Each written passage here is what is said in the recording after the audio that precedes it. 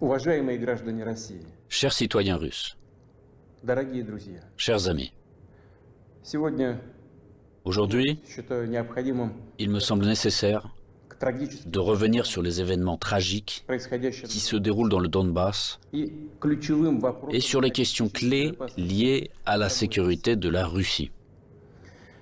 Начну с того, о чем говорил. Je vais commencer par ce que j'ai dit dans mon discours du 21 février de cette année. Речь о том, что вызывает у нас Je me réfère à ce qui nous préoccupe particulièrement, о тех à savoir les menaces fondamentales que font peser sur notre pays de manière démesurée et arrogante, pas à pas, année après année, les hommes politiques occidentaux irresponsables.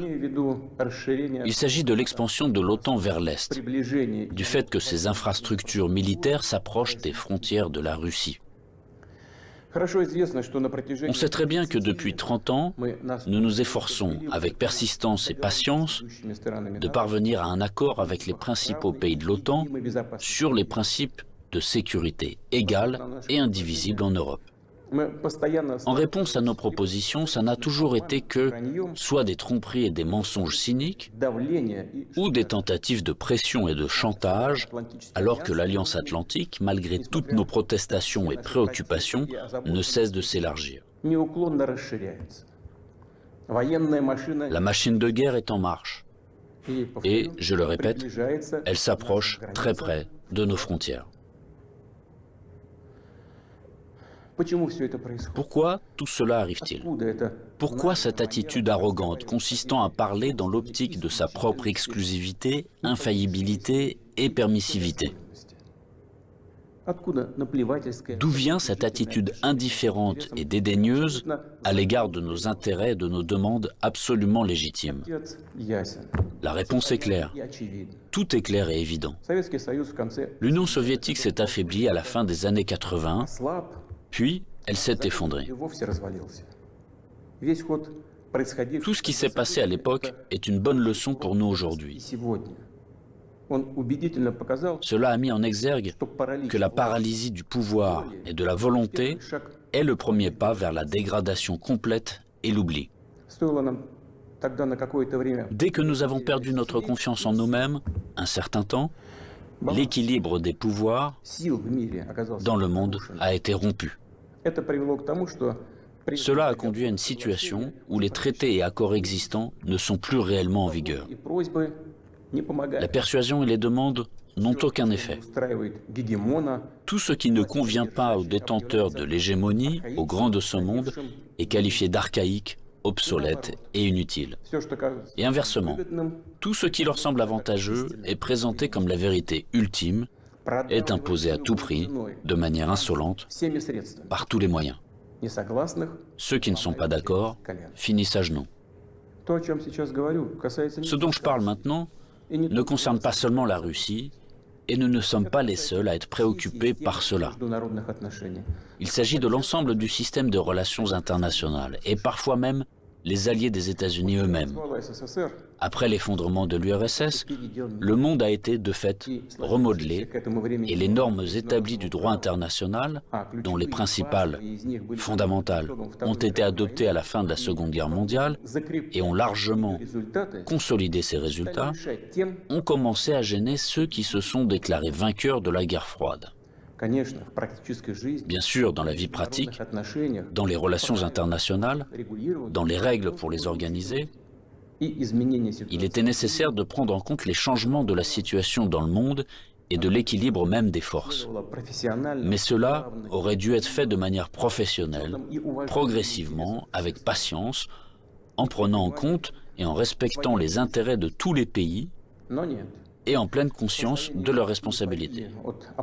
Or non, en raison de l'euphorie due à la supériorité absolue, d'une sorte de forme moderne d'absolutisme, et dans le contexte d'un faible niveau de culture générale et de fatuité de ceux qui ont préparé, pris et promu des décisions qui étaient rentables uniquement pour eux-mêmes, la situation a pris une tournure différente. Voici des exemples tout trouvés. Tout d'abord, sans aucune autorisation du Conseil de sécurité de l'ONU, ils ont mené une opération militaire sanglante contre Belgrade. Ils ont utilisé des avions, des missiles en plein cœur de l'Europe. Plusieurs semaines de bombardements continus sur des villes pacifiques, sur des infrastructures vitales. Il est nécessaire de rappeler ces faits, car certains collègues occidentaux n'aiment pas se souvenir de ces événements. Et quand nous en parlons, ils préfèrent faire référence non pas aux normes du droit international, mais aux circonstances qu'ils interprètent comme ils l'estiment nécessaires. Puis est venu le tour de l'Irak, de la Libye et de la Syrie. L'utilisation illégitime de la force militaire contre la Libye, la dénaturation de toutes les décisions du Conseil de sécurité de l'ONU sur la question libyenne ont conduit à la destruction complète de l'État, au fait qu'un énorme foyer de terrorisme international est apparu, au fait que le pays s'est trouvé plongé dans une catastrophe humanitaire dans l'abîme de la guerre civile qui a duré plusieurs années et se poursuit encore, la tragédie à laquelle des centaines de milliers, des millions de personnes ont été condamnées, non seulement en Libye, mais dans toute cette région, a provoqué un exode migratoire massif de l'Afrique du Nord et du Moyen-Orient vers l'Europe. Un sort similaire a été réservé à la Syrie. Les opérations militaires de la coalition occidentale sur le territoire de ce pays, sans le consentement du gouvernement syrien et sans la sanction du Conseil de sécurité de l'ONU, ne sont rien d'autre qu'une agression, une intervention. Cependant, l'invasion de l'Irak, qui n'avait aucun fondement juridique non plus, occupe une place particulière. Comme prétexte, ils ont choisi les prétendues informations fiables dont auraient disposé les États-Unis sur la présence d'armes de destruction massive en Irak. Pour preuve, le secrétaire d'État américain agitait publiquement devant le monde entier un tube rempli de poudre blanche assurant tout le monde qu'il s'agissait d'une arme chimique en cours de développement en Irak. Et puis il s'est avéré que tout cela était une manipulation, du bluff. Il n'y avait pas d'armes chimiques en Irak. C'est incroyable, surprenant, mais le fait est là. Il y a eu des mensonges au plus haut niveau étatique et du haut de la tribune de l'ONU. Et en conséquence de cela, il y a eu des sacrifices énormes, des destructions, une progression incroyable de terrorisme. En fait, on a l'impression que pratiquement partout, dans de nombreuses régions dans le monde, là où l'Occident vient mettre en place son ordre, cela se termine en blessures sanglantes qui ne cicatrisent pas, en plaies que sont le terrorisme international et l'extrémisme. Tout ce que j'ai évoqué en est l'exemple le plus flagrant, mais ce n'est en aucun cas le seul exemple du mépris du droit international. S'ajoutent à cela les promesses faites à notre pays de ne pas étendre l'OTAN d'un pouce vers l'Est. Je le répète, ils ont menti, ou en termes populaires, ils nous ont tout simplement arnaqués. Oui, on entend souvent dire que la politique est quelque chose de sale, peut-être, mais quand même pas à ce niveau-là. Après tout, un tel comportement de tricheur contredit non seulement les principes des relations internationales, mais surtout les normes de moralité et d'éthique généralement reconnues. Où sont la justice et la vérité ici? Ce ne sont que des mensonges et de l'hypocrisie. Par ailleurs, des hommes politiques, des politologues et des journalistes américains eux-mêmes écrivent et parlent du fait qu'un véritable empire du mensonge a été créé aux États-Unis ces dernières années. Difficile de ne pas être d'accord avec ça, c'est ainsi. Mais il ne faut pas jouer les modestes. Les États-Unis restent un grand pays, une puissance avec un rôle moteur. Tous leurs satellites non seulement leur donnent raison, avec résignation et humilité, ils se joignent à leur rhétorique pour n'importe quelle raison, mais ils copient également leur comportement. Ils acceptent avec enthousiasme les règles proposées. Par conséquent, nous avons toutes les raisons d'affirmer avec certitude que l'ensemble de ce qu'on appelle le bloc occidental, formé par les États-Unis à leur image, est, dans cet ensemble, cet empire du mensonge. Quant à notre pays, après l'effondrement de l'URSS, malgré toute l'ouverture sans précédent de la nouvelle Russie moderne, la volonté de coopérer honnêtement avec les États-Unis et d'autres partenaires occidentaux, et dans les conditions d'un désarmement quasi unilatéral, Ils ont immédiatement essayé d'aller jusqu'au bout, de nous achever, de nous détruire complètement. C'est exactement ce qui s'est passé dans les années 90, au début des années 2000, lorsque l'Occident, dit collectif, a soutenu très activement le séparatisme et les gangs de mercenaires dans le sud de la Russie. Quels sacrifices, quelles pertes tout cela nous a-t-il alors causé? Quelles épreuves avons-nous dû traverser avant de briser définitivement le terrorisme international dans le Caucase? Nous nous en souvenons et nous ne l'oublierons jamais. En fait, jusqu'à récemment, ils n'ont cessé de chercher à nous utiliser dans leurs propres intérêts, de détruire nos valeurs traditionnelles, de nous imposer leurs pseudo-valeurs, ce qui nous consumerait, nous, notre peuple, de l'intérieur. Ces attitudes qu'ils imposent déjà agressivement dans leur pays et qui conduisent directement à la dégradation et à la dégénérescence, car ils contredisent la nature humaine. Cela n'arrivera pas et personne n'y est jamais arrivé. Cela ne fonctionnera pas non plus maintenant. Malgré tout, en décembre 2021, nous avons une nouvelle fois tenté de nous mettre d'accord avec les États-Unis et leurs alliés sur les principes pour assurer la sécurité en Europe et le non-élargissement de l'OTAN. Tout cela en vain. La position américaine ne change pas. Ils ne considèrent pas comme nécessaire de négocier avec la Russie sur cette question clé pour nous. Ils poursuivent leurs propres objectifs et négligent nos intérêts. Et bien sûr, dans cette situation, nous nous demandons, que faire ensuite? À quoi s'attendre? L'histoire nous apprend qu'en 1940 et au début de 1941, l'Union soviétique a tenté d'empêcher, ou du moins de retarder, la guerre par tous les moyens.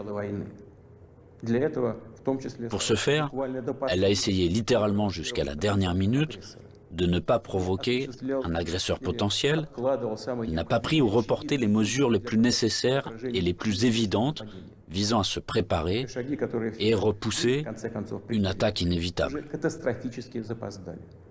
Et les mesures qui ont finalement été prises étaient dramatiquement tardives. En conséquence, le pays n'était pas prêt à faire face à pleine capacité à l'invasion de l'Allemagne nazie qui attaquait notre patrie sans déclaration de guerre le 22 juin 1941. L'ennemi a été arrêté, puis écrasé, mais à un coût colossal. La tentative d'amadouer l'agresseur à la veille de la Grande Guerre patriotique s'est avérée être une erreur qui a coûté cher à notre peuple. Au cours des premiers mois de la guerre, nous avons perdu de vastes territoires stratégiquement importants et des millions de personnes. Nous ne ferons pas une telle erreur une deuxième fois. Nous n'en avons pas le droit. Ceux qui revendiquent la domination mondiale publiquement, en toute impunité et, je le souligne, sans aucune justification, nous déclarent, nous, la Russie, leur ennemi. En effet, ils disposent aujourd'hui de grandes capacités financières, scientifiques, technologiques et militaires. Nous en sommes conscients et nous évaluons objectivement les menaces qui nous sont adressées constamment dans le domaine de l'économie, ainsi que notre capacité à résister à ce chantage impudent et permanent. Je le répète, nous les évaluons sans illusion, de manière très réaliste. En ce qui concerne le domaine militaire, la Russie moderne, même après l'effondrement de l'URSS et la perte d'une grande partie de son potentiel, est aujourd'hui l'une des puissances nucléaires les plus fortes du monde, et elle dispose en outre d'avantages en ce qui concerne un certain nombre d'armes de pointe. Il ne devrait donc faire aucun doute qu'une attaque directe contre notre pays entraînerait une défaite et des conséquences désastreuses pour tout agresseur potentiel. Cependant, les technologies, y compris en matière de défense, évoluent rapidement. Le leadership dans ce domaine a changé et changera encore demain, tandis que la conquête militaire des territoires adjacents à nos frontières, si nous laissons cela se produire, se poursuivra pendant des décennies, ou peut-être pour toujours. Et cela constituera une menace toujours plus grande et totalement inacceptable pour la Russie. Aujourd'hui même, alors que l'OTAN s'étend vers l'Est, la situation pour notre pays se dégrade et devient chaque année plus dangereuse. En outre, ces derniers jours, les dirigeants de l'OTAN ont explicitement évoqué la nécessité d'accélérer, de forcer l'avancée des infrastructures de l'Alliance vers les frontières de la Russie. En d'autres termes, ils renforcent leur position. Nous ne pouvons plus nous contenter de regarder ce qui se passe. Ce serait complètement irresponsable de notre part. La poursuite de l'expansion de l'infrastructure de l'Alliance Atlantique, la conquête militaire des territoires de l'Ukraine qui a commencé, tout cela est inacceptable pour nous. Le problème, bien sûr, ce n'est pas la structure de l'OTAN elle-même. Elle n'est qu'un instrument de la politique étrangère des États-Unis. Le problème est que sur les territoires qui nous sont adjacents, je vous le fais remarquer, sur nos propres territoires historiques, une anti-Russie est en train d'être créée, qui a été placée sous un contrôle extérieur total, qui est colonisée de manière active par les forces armées des pays de l'OTAN, et où il y a un afflux d'armes les plus modernes. Pour les États-Unis et leurs alliés, il s'agit de ce qui est qualifié de politique de dissuasion de la Russie, de dividendes géopolitiques évidents. Et pour notre pays, c'est finalement une question de vie ou de mort. La question de notre avenir historique en tant que peuple. Ce n'est pas une exagération, c'est la vérité. C'est une menace réelle, non seulement pour nos intérêts, mais pour l'existence même de notre État, pour sa souveraineté. C'est cette même ligne rouge dont on a parlé à plusieurs reprises. Ils l'ont franchie. Par conséquent, il faut parler de la situation dans le Donbass. Nous voyons que les forces qui ont effectué un coup d'État en Ukraine en 2014 ont pris le pouvoir et le conservent, de fait, à l'aide de procédures électorales décoratives et ont finalement renoncé à un règlement pacifique du conflit. Pendant 8 années infiniment longues, nous avons fait tout notre possible pour que la situation soit résolue par des moyens pacifiques et politiques. Tout cela en vain. Comme je l'ai dit dans mon précédent discours, on ne peut pas regarder sans compassion ce qui se passe là-bas.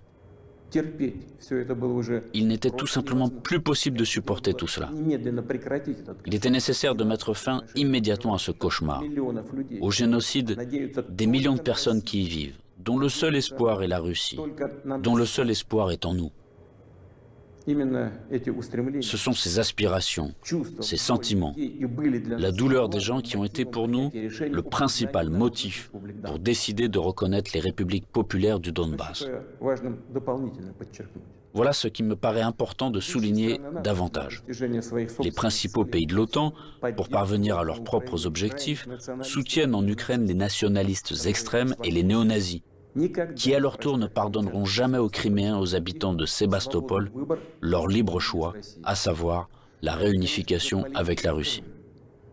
Bien sûr, ils iront en Crimée, tout comme dans le Donbass, portant la guerre, afin de tuer, tout comme les punisseurs des gangs de nationalistes ukrainiens, complices d'Hitler pendant la Grande Guerre patriotique, qui massacraient des personnes sans défense. Et ils déclarent aussi ouvertement revendiquer un certain nombre d'autres territoires russes. Tout le cours des événements et l'analyse des informations reçues montrent que l'affrontement de la Russie avec ses forces est inévitable. Ce n'est qu'une question de temps. Ils se préparent, ils attendent le moment favorable. Maintenant, ils revendiquent également la possession d'armes nucléaires. Nous ne laisserons pas faire ça. Comme je l'ai déjà mentionné auparavant, après l'effondrement de l'URSS, la Russie a accepté de nouvelles réalités géopolitiques. Nous respectons et nous traiterons avec respect tous les pays nouvellement formés dans l'espace post-soviétique. Nous respectons et respecterons leur souveraineté, comme en témoigne l'aide que nous avons apportée au Kazakhstan qui a fait face à des événements tragiques et à un défi lancé à son statut d'État et à son intégrité. Mais la Russie ne peut pas se sentir en sécurité, se développer, exister avec une menace constante venant du territoire de l'Ukraine contemporaine. Je rappelle que dans les années 2000-2005, nous avons riposté militairement aux terroristes du Caucase, défendu l'intégrité de notre État, préservé la Russie. En 2014, nous avons soutenu les Criméens et les résidents de Sébastopol. En 2015, nous avons utilisé les forces armées pour mettre un obstacle sûr à l'infiltration de terroristes de Syrie en Russie. Nous n'avions pas d'autre moyen de nous protéger. La même chose se produit à l'heure actuelle. On ne nous a tout simplement pas laissé d'autres possibilités de protéger la Russie, notre peuple, à l'exception de celles que nous devrons utiliser aujourd'hui. Les circonstances exigent que nous prenions des mesures décisives et immédiates. Les républiques populaires du Donbass ont demandé de l'aide à la Russie.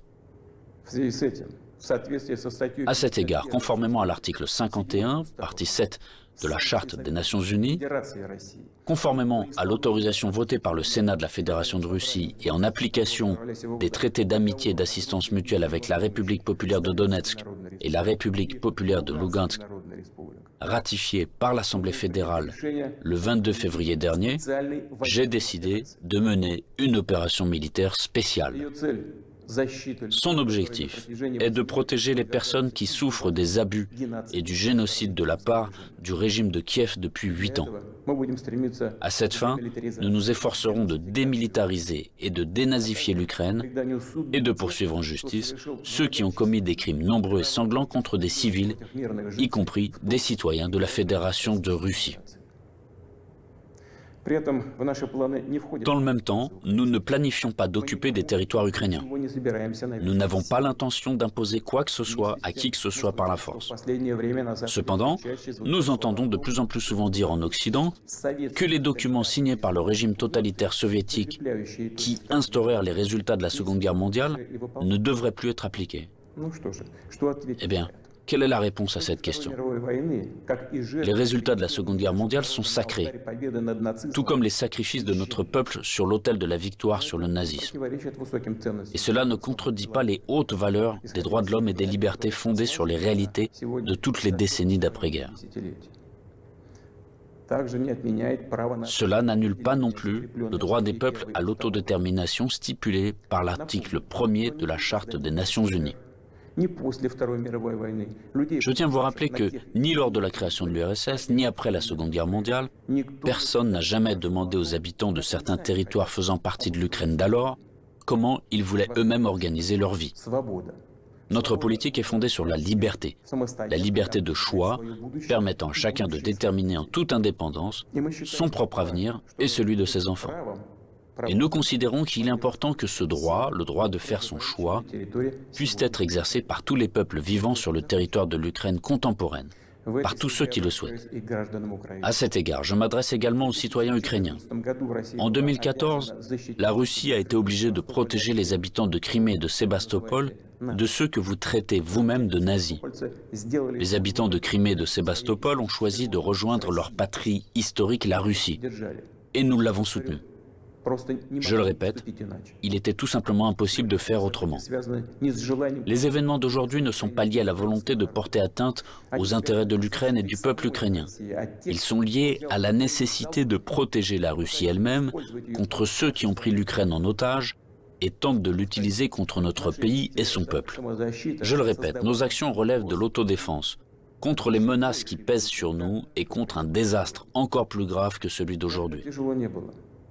Aussi difficile que cela puisse être, je vous demande de le comprendre et je vous appelle à la coopération pour tourner au plus vite cette page tragique et avancer ensemble, pour ne permettre à personne de s'immiscer dans nos affaires, dans nos relations, mais les développer de manière indépendante, afin que cela réunisse les conditions nécessaires à la résolution de tous les problèmes et, malgré l'existence de frontières entre les États, nous renforcerait de l'intérieur comme si nous ne formions qu'un. Je crois en cela. Je crois que tel est notre avenir. Je dois également m'adresser aux militaires des forces armées ukrainiennes. Chers camarades, ce n'est pas pour que les néo-nazis d'aujourd'hui prennent le pouvoir en Ukraine que vos pères, vos grands-pères, vos arrière-grands-pères se sont battus contre les nazis en défendant notre patrie commune. Vous avez prêté serment d'allégeance au peuple ukrainien et non à la junte hostile au peuple qui pille l'Ukraine et persécute ce même peuple. Ne suivez pas ces ordres criminels. Je vous exhorte à déposer les armes immédiatement et à rentrer chez vous. Je tiens à le préciser, tous les militaires de l'armée ukrainienne qui obéissent à cette exigence pourront librement quitter la zone des hostilités et retourner auprès de leur famille. Une fois de plus, j'insiste fortement. Toute responsabilité pour une éventuelle effusion de sang reposera entièrement sur la conscience du régime au pouvoir sur le territoire de l'Ukraine. Maintenant, quelques mots importants, très importants, pour ceux qui seraient tentés de s'ingérer dans les événements en cours. Quiconque essaiera d'interférer contre nous, et plus encore de créer des menaces pour notre pays, pour notre peuple, doit savoir que la réponse de la Russie sera immédiate et mènera à des conséquences auxquelles vous n'avez jamais fait face dans votre histoire. Nous sommes prêts à n'importe quelle évolution de la situation. Toutes les décisions nécessaires à cet égard ont été prises. J'espère être entendu. Chers citoyens russes, le bien-être, l'existence même d'États et de peuples entiers, leur succès, leur viabilité, trouvent toujours leur origine dans le puissant système des racines englobant leur culture et leurs valeurs. L'expérience et les traditions de leurs ancêtres, et bien sûr, dépendent directement de la capacité à s'adapter rapidement à une vie en constante évolution, de la cohésion de la société, de sa volonté de se consolider, de rassembler toutes les forces pour aller de l'avant. Les forces sont toujours nécessaires, toujours. Mais la force peut être de qualités diverses. La politique de l'empire du mensonge que j'ai évoquée au début de mon intervention repose avant tout sur la force brutale et directe. Dans de telles situations, nous disons, quand il y a de la force, pas besoin d'avoir quelque chose dans la tête. Or, nous savons que la vraie force réside dans la justice et la vérité, qui sont de notre côté. Et s'il en est ainsi, alors il est difficile de ne pas être d'accord avec le fait que c'est la force et la volonté de se battre qui sont les fondements de l'indépendance et de la souveraineté, les fondations nécessaires et uniquement sur lesquelles on peut construire son avenir de manière fiable, construire sa maison, fonder sa famille, sa patrie. Chers compatriotes, je suis convaincu que les soldats et les officiers des forces armées russes fidèles à leur pays accompliront leur devoir avec professionnalisme et courage. Je ne doute pas que tous les niveaux du pouvoir et les spécialistes responsables de la stabilité de notre économie, du système financier et du domaine social, ainsi que les dirigeants de nos entreprises et tous les milieux d'affaires russes travailleront d'une manière harmonieuse et efficace. Je compte sur une position consolidée patriotique de tous les partis représentés au Parlement et des forces publiques. Après tout, comme cela a toujours été dans l'histoire, le destin de la Russie se trouve entre les mains fiables de notre peuple multinational. Cela signifie que les décisions adoptées seront exécutées, que nos objectifs seront atteints et que la sécurité de notre patrie sera garantie d'une manière sûre. Je crois en votre soutien et en la force invincible que nous donne l'amour de la patrie.